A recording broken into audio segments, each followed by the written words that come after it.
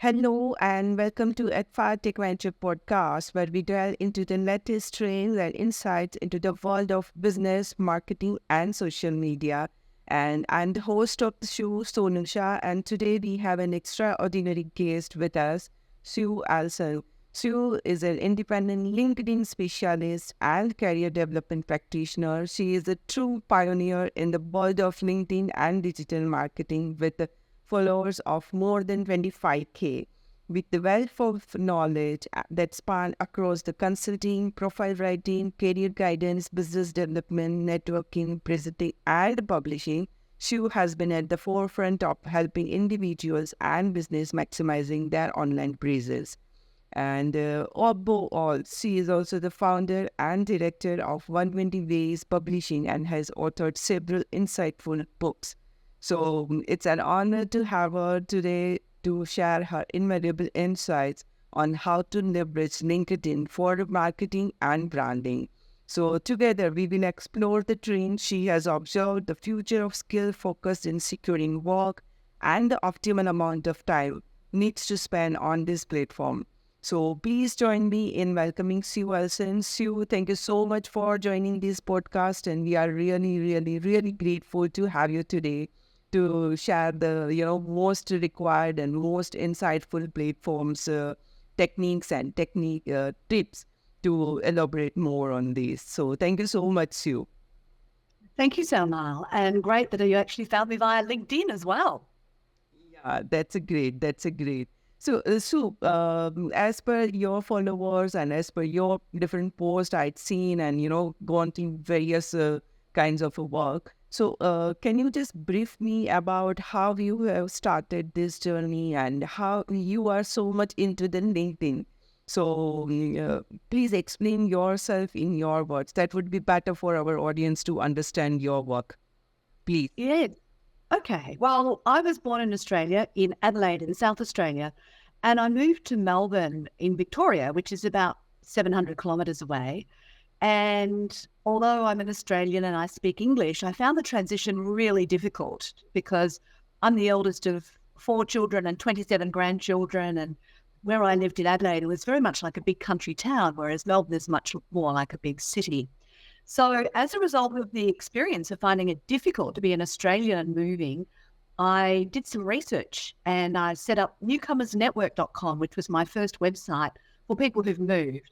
And so I joined LinkedIn on the 21st of December, 2003. I'm member number 77832. It's now over 1 billion members on LinkedIn. But also as a result of setting up Newcomers Network, I met an Australian who had lived overseas for 25 years and had come back to Australia. And she asked me for help on LinkedIn. So that started my journey of helping people with LinkedIn in 2008. So I've been consulting on it ever since. I've written 2 books on the topic of LinkedIn, and of all the social media platforms, I believe it offers the best value. And it also is the best way for me to help my clients and organizations because it covers so many aspects of publishing, social media, marketing, branding, online, the whole lot. So I feel it's the best vehicle for that. And that's not to say I don't use the other social media, I do, but I find LinkedIn the best value. That's so great of you and so wonderful journey you have traveled, and based on the opportunity that you had seen from that, you have created your business. So it's a very inspiring for all of us. So that's a great journey, Sue. That's great. So, Sue, before we begin, if you permit me, I would also like to give a brief introductions about my organizations that I'm working for at adfartech. So can I? Go for it. Yeah, that's great. So, if I say a bit word about what is adfartech Venture is, as I say in the advance of this podcast, myself Sonusha, and I work for adfartech Venture. So, adfartech Venture is a IT and a tech platform. We focus on most of all the types of IT solutions, IT resources, and IT recruitments, and this kind of a tech audio podcast also. Mhm. If I say vendor alliances, we have vendor alliances with the 50 plus tech partners. It includes SAP, Oracle, Pega, OutSystem, IBM, Salesforce, Cloudera, Informatica, and many more too. And we provide almost all the types of solutions also, like ERP, application development, then data, then AI, ML, blockchain, then cloud, managed services, UX, UI testing, and the cybersecurity nowadays, as you know, that it is a Yes. and ahead of all of these things, we have a vendor resources and vendor partners. We have a skill-based resources also, and that too, uh, claiming that somewhere around more than many thousand resources all across the skills. So we can deliver both on-site as well as offshore within the 24 hours. So that's the major skills which we have. And through this podcast, we love to know and hear views of visionary tech leaders. So, we can learn about their journey, their views on the latest tech innovations and other insights and trends and experiences in this tech-driven world. So, this is all about adfartech venture, and thank you so much for giving your time today to discuss something new topic that is a LinkedIn branding. How can it help us? So, thank you so much, Sue, for joining this podcast. And thank you so much for giving us this opportunity to have a word with you. You're welcome. Yeah, that's great. So if you are ready, can we start the question and answer session? Definitely. Great. So, Sue, my first question goes to your own things. That what are the key benefits of having a strong LinkedIn presence for as an individual, or if I ask you for an enterprise? Well, there are so many benefits, but the one that I think is most important is the value of having a network. So all of us know that no job, no enterprise is forever, but the relationships we have will support us. And so my three favorite words are from now on. And I invite everyone to connect with every single person they meet on LinkedIn, if that other person has a LinkedIn profile, because you never know when that relationship may need to be called on again. So from an individual perspective, it means that if you lose your job, then you automatically have a range of people that you can reconnect with and say, look, this has happened. Do you know of any opportunities that would suit my needs? And as an enterprise, it's a way of verifying that you exist, that people can do their due diligence, that they can check out what they see online. So if we think about the types of networks that you should have in your life, I believe you should have at least three. And probably the one that you would be most familiar with is your professional network. So not just where you work or the enterprise you're in, but within the industry as well.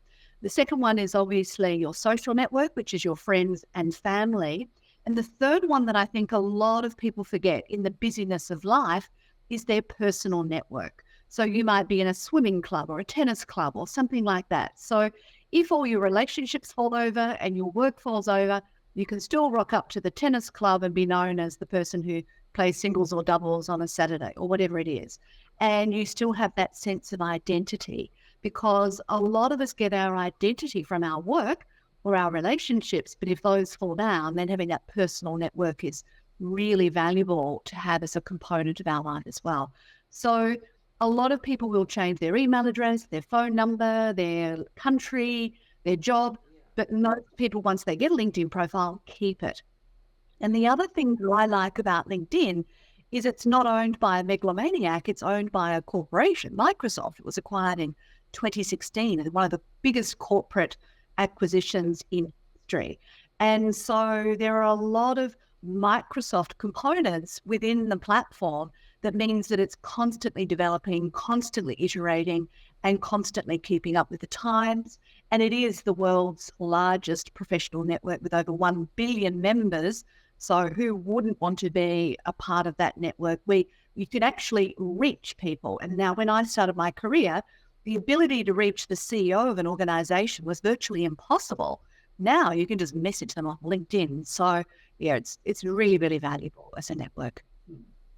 That's a great point. You have highlighted the multifaceted benefits of especially this social media platform. I think these points are really, really, really requires insights into when you are identifying the people, when you are, authenticating some of the sources. So that Mhm. way, it's a really wonderful platform. Even I had also seen personally as well as professionally that this helps a lot to directly, pitching to that exit organization or to that special person. So Yes. thank you so much for this wonderful insight. So, Sue, my next question was to in line with this question only. So, for someone focused on the marketing and branding, where should they start with? With their own personal page or with their own company pages? Well, if we think about who do we do business with, it's not via a Facebook ad at the end of the day. It's with a person. The biggest deals happen between people.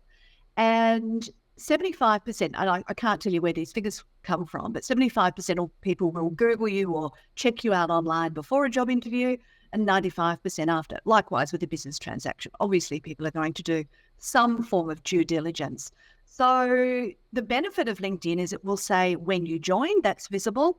It can see whether you've had your profile verified. You can then go through and check all of those past stories. Now, it's not what you had for breakfast. It's a record of what you've done throughout your career.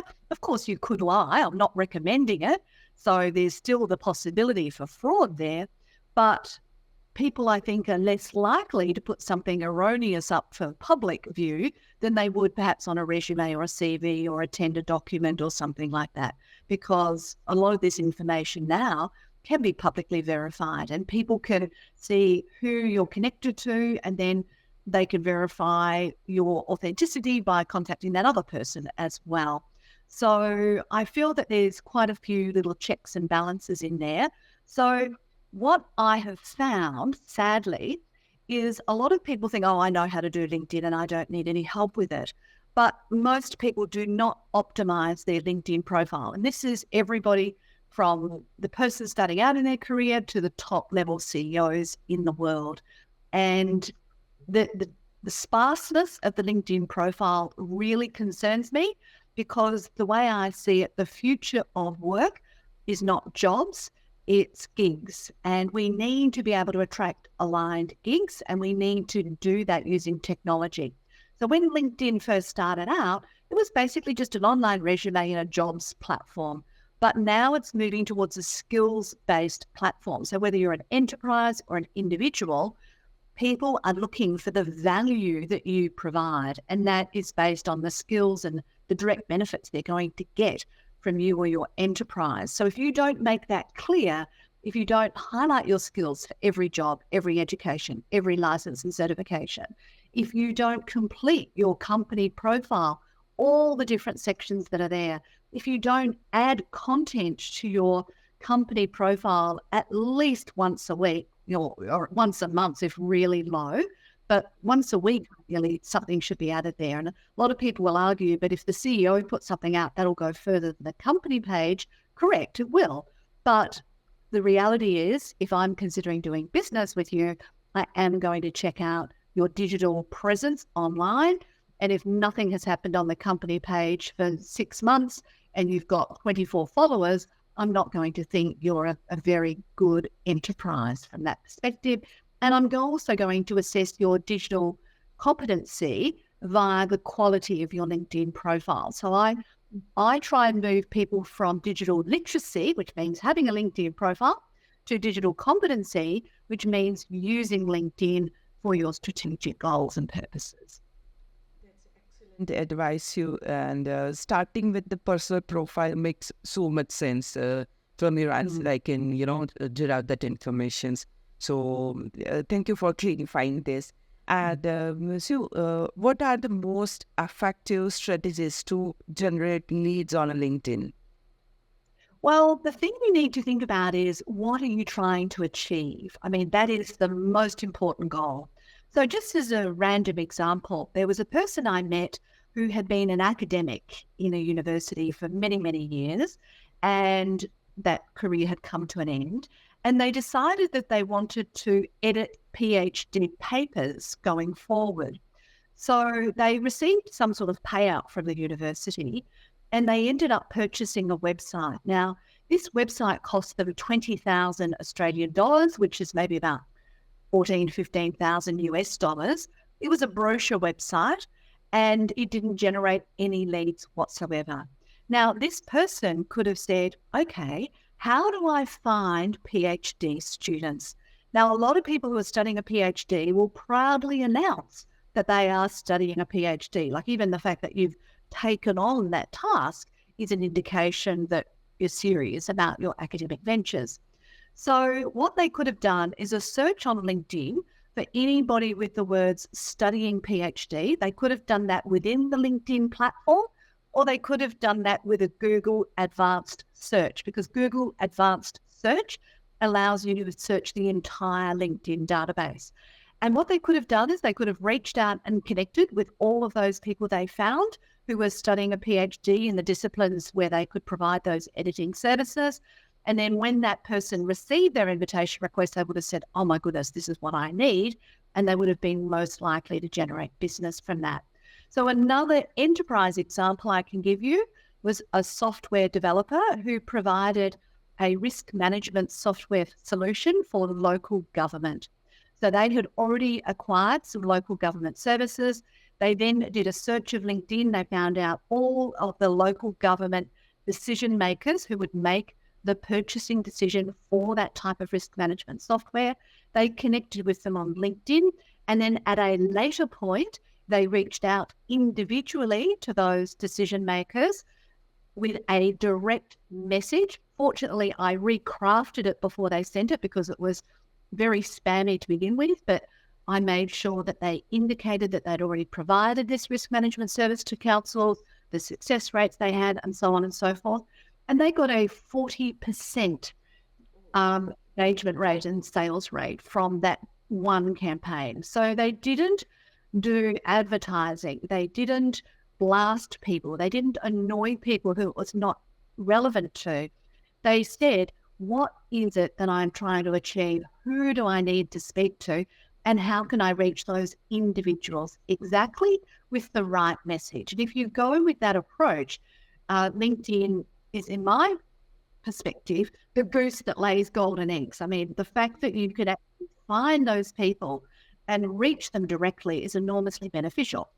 Now, a lot of people in the tech world, oh, can't we automate that? Can't we systemize that? Can't we develop some advertising campaign that will target those people so we don't have to do the manual work? Well, the short answer is no at this stage. But if you think about applying your resources in a very niche way, you can organize a systemized process where you say very specifically, these are the people we need to speak to. These are the ones we'll reach out to. These are the ones we'll spend our time on. So ultimately, you end up spending less time because you focused on exactly what you're trying to achieve. That's incredibly practical solution you have provided, Sue. I think that spot on to the direct all the questions of the listeners who has search for these questions, how to generate leads. So, as per your expertise, what do you think? Is it necessary to invest in the premium offerings, or you can say the free version suffice the needs? Well, again, it depends on where you're at. If you're just looking for the next career position, whether that be a promotion or a different role in a different organization, I definitely believe you could get by with the free service. And don't be anxious about that, because there's so many people on there. The more detail we have, the better the platform is. So don't feel guilty about only using the free one.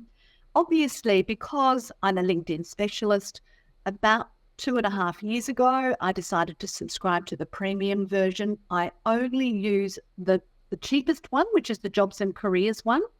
I don't use the business one because I don't need to. Because the other thing that I've done with LinkedIn is I've written my LinkedIn profile in such a way that I attract opportunities to me. So if you're getting leads, you want to go directly to the person, but also I can attract opportunities by optimizing my LinkedIn profile, by putting in keywords in my headline and other sections of my profile, the content I share, the content I engage with, the content I comment on. It's all very much tailored for the types of gigs that I'm trying to attract. So I have found value in the premium because I can see the last 90 days of people who've looked at me, and they are all warm leads. So I can say, thanks, Mary, for stopping by my LinkedIn profile. It looks like you could do, I might be able to help you with A, B, or C, and I could reach out to them. And it also lets me know how my profile is performing. So that's a very good benefit of premium for me. One of the other benefits I like on my premium account is the ability to set an away message on my messaging system. So that means that every time somebody messages me on LinkedIn, it sets up an autoresponder and it directs them to my website, and it tells them to watch some free webinars that I've written or published. And that's very helpful to me. The other thing I like is the ability to send emails directly to some people that I can't connect to. So that's been helpful. But overall, I don't really need to have LinkedIn Premium, but I think there's a certain amount of prestige value in Premium. But there is no point in paying for Premium if you have not optimized your LinkedIn profile and your LinkedIn activity, because the algorithm is always checking your behavior and is trying to decide how it can help you the most. But the thing that I do want to stress is there is something called the LinkedIn User Agreement. And there's a section in there called Do's and Don'ts, Section 8. And it is really important for people to read that. So whether you've got premium or non-premium, if you start spamming people, if you annoy people, if you don't follow the LinkedIn User Agreement, LinkedIn will definitely either halt your activity or remove your access without warning. So I think one of the things to be very conscious of, even if you paid for premium, that would not protect you if you were a bad actor on the platform. It's a very balanced perspective you have shared too. So, according to you, what are the best tools and techniques available for, you said that you are using a premium, so you have, these kinds of tools like email marketing, or let's say directly response and directly linkages to your websites. So, what are the best tools available for automating LinkedIn processes, and can these all tools enhance AI with the LinkedIn activities? Yes, well, there are some AI tools on LinkedIn to help you produce content. So in your messaging, it can help you. In your LinkedIn profile, it can. I haven't found the AI tools for your headline or your about section particularly helpful because, as we know, AI is essentially a probability model. It's not a strategic model. It's not a scientific model as such. So that's where I think you can get benefit from dealing with a LinkedIn specialist. But one of the things that I think people completely underestimate with social media is all social media is essentially a megalomaniac. It wants more people on the platform more often for longer. So if you think about feeding the megalomaniac beast, you would say to yourself, the platform wants me to encourage other users to spend more time here. So the best way to do that is to actually engage with the content in the news feed. So if you start selecting your very important people and clicking the notification bell on either their personal profile or their enterprise company page or school page, and then you regularly engage with their content, you react to it with a like, or you make a comment at length, the platform will say, this person is supporting the goals of the platform. So if they do publish something, we are more likely to share that content further, particularly if it's classified as good quality content. So I think that you need to be mindful that every single thing that you do on LinkedIn is being tracked, measured, and monitored. And if you're supporting the goals of this megalomaniac, then obviously that's going to help you. So yeah, I think you need to keep those things in mind. But then there's other really simple things like you can download a copy of your data, which you can do with all of the platforms. You could then match up your LinkedIn connections with your customer relationship management system and make sure that all of your clients are connected with you on LinkedIn. And that would be using the platform for, productive use. You could also go into the notifications section and turn off those notifications that you do not need to receive via email. Because if you start becoming active on LinkedIn, you're going to be bombarded with messages. So you might want to go to the back end and change some of your settings. So there's a lot of little things that you can tweak to say, again, what is my purpose for being on LinkedIn? How do I want the platform to support those goals? And then what activities will I do to make sure that that happens? Yes, that's a wonderful answer you have provided, going with the cutting edge technologies as well as the techniques to optimize your presence with the, tools or without tools, whatever we have. So, Yes. what are the potential consequences of breaching LinkedIn user agreement? Because a user has to comply with some of the requirements. So how users ensure that they remain always compliant with this? Well, the first thing is to read it. There's the LinkedIn user agreement, and there's also the community professional practices. So as an example, you're not allowed to use it for dating. I mean, it seems obvious. It's a professional network, but you can't approach people saying, I like the look of you and can we go out for a date? I mean, that's completely inappropriate. And as I said before, LinkedIn will either restrict your use and not let you log in until you improve your behavior, or they'll remove access entirely, which is another reason why you want to back up your data on a regular basis. I think that obviously the user agreement is there to keep the platform professional, because a few years ago, they went down the line of allowing a little bit more personal video content on the platform, and the algorithm was favoring this personal content. And people very quickly made it clear that we didn't go to LinkedIn for videos on what you did on the weekend. We just don't go there for that. So I have always maintained a motto on all of my social media to be friendly and professional, but not personal. I don't go into stories about me personally. I will do that when I'm consulting with somebody, but I won't put that out there publicly. But I still want people to know that I'm approachable, so that you can reach out to me, but it will always be on a professional basis. So I think you need to ask yourself, is what I'm doing professional? Is this something that I'd like my boss to see, my favorite clients to see, whatever? And then obviously, if in doubt, my first answer is do not do it. And in all the time I've been on LinkedIn, I've only had one inappropriate activity occur where a person made a bad comment on one of my posts. So I immediately transferred the conversation to messaging. That person then threatened my children, and then I reported it to the police. The police went round and gave this person a welfare check. And it turns out that this person had been in the military and had wanted an audience with the local police and hadn't been able to secure that. And he later told me that he knew that by saying that to me, I would call the police, given the nature of my activity online. And I said, well, that was not appropriate that you threatened my children.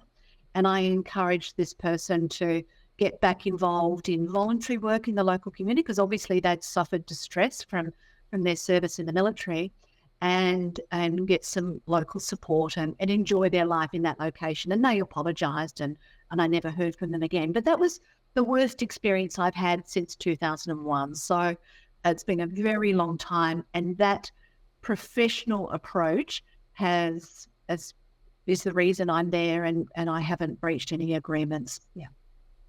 That's a great. So thank you so much for emphasizing the importance of compliance and how It to is. stay within the guidelines.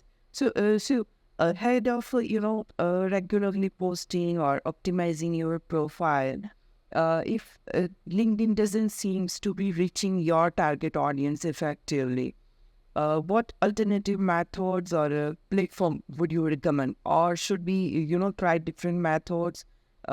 Which is not you have highlighted till time. Is that like that?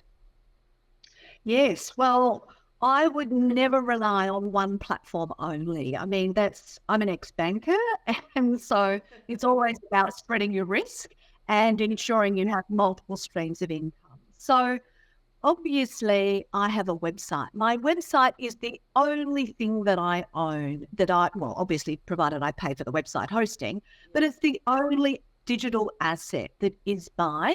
And it is the only asset that is within ChatGPT, Microsoft Copilot, and Google Gemini, because they don't scan all the social media content at this point, as far as I know.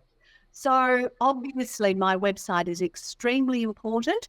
And I'm always linking to my LinkedIn posts and backwards, on my website.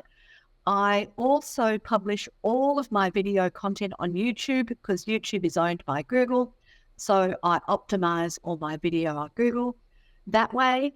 And I also have a Google business profile that I keep up to date.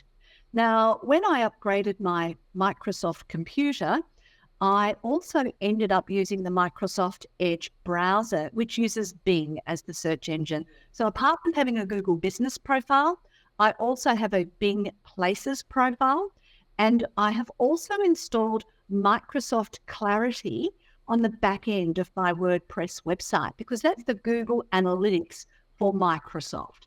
So I'm basically telling Bing, the search engine, and Microsoft Copilot all about my content on my website and what I'm doing there by using this Microsoft Clarity plugin at the back end. So they're the main ones: Bing Places, Google Business, and YouTube. Now, going on from that, the next place you need to think about is where could your audience be, or which platforms are still the largest. So obviously, I'm also on Facebook because Facebook Messenger is still a highly used platform. So I do recommend a Facebook presence for most of my clients. Ironically, I'm still on Twitter or X, whichever you prefer to call it, because if you send out 3 tweets in a week, those 3 tweets will appear in Google search results, and it gives you a lot of screen real estate. So it doesn't take me that much longer to publish on Twitter at the same time I publish on Facebook, LinkedIn, and whatever. And I do have some image content that I put on Instagram because I write poetry. So I'm on Instagram. I did experiment with Threads. That was a waste of my time. And then obviously in-country platforms. So obviously if I was in China or doing a lot with China, I would be on WeChat. I believe India has, other platforms popular there. So obviously, depending on the in-country platforms that are popular, I would explore those as well. That's a great answer you have provided. So I can say you have tried almost every platform, and not only you became just omnipresent, if I can say in one word, but it's a well-rounded approach to Phineas. suggestions. So, how can you measure the effectiveness of the LinkedIn presence, as well as what are the specific I can say the analytics or statistic that you have to measure as your achieving the success of the brand phrases? Well, Sodal, one of the interesting things I've found with a lot of enterprises is they create spreadsheets to track individual posts, to measure how many reactions, how many comments, how many views, impressions, whatever. And they waste enormous amount of time trying to add that content to these spreadsheets when it doesn't really provide a significant value. Because at the end of the day, a social media presence relies on consistency, not some one viral post that makes you millions and billions of dollars. It just doesn't work like that. So I work on the statistics that demonstrate I am continually present online. So whatever I'm doing on a consistent basis. So I always publish at least every week. I run a webinar once a month. I add a newsletter once a month. And I also make sure that my numbers are increasing over time. So every time I run a webinar, I put up my statistics of all my social media profiles, how many followers or subscribers I've got on each.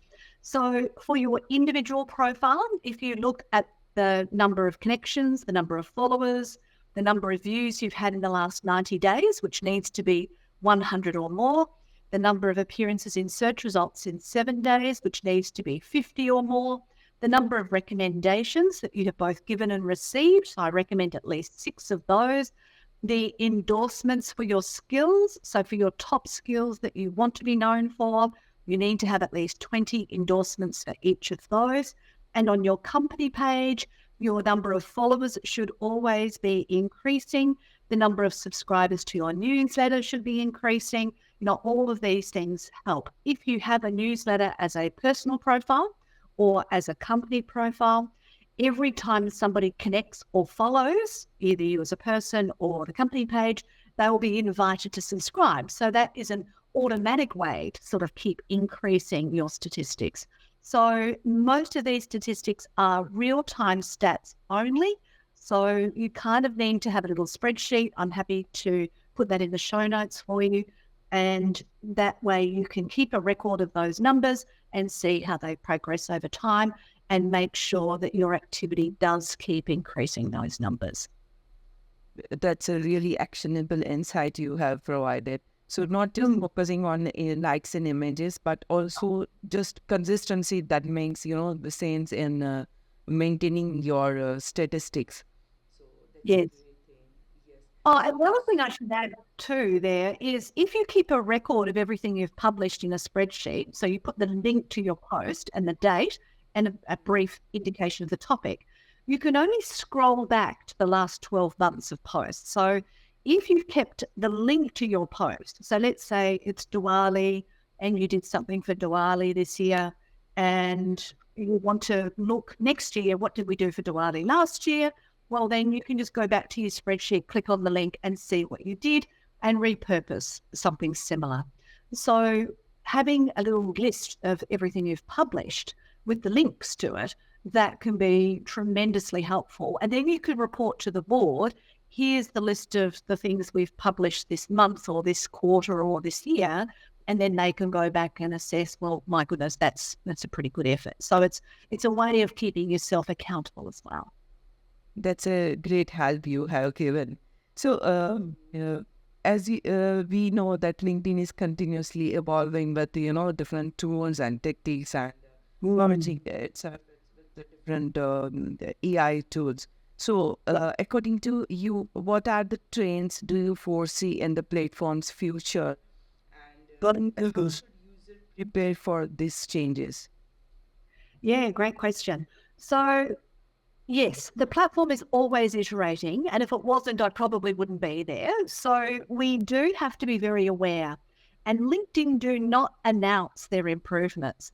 But if you notice that there is a new feature available, when the new feature is released, your goal is to try and maximize that opportunity. So for example, polls in the newsfeed where you ask a question, people vote. When they first came out, they just went off like a rocket and they were just so popular. So if you can watch for those trends, that can be really helpful to you. In the early days, as I mentioned earlier, it was just an online resume and jobs platform.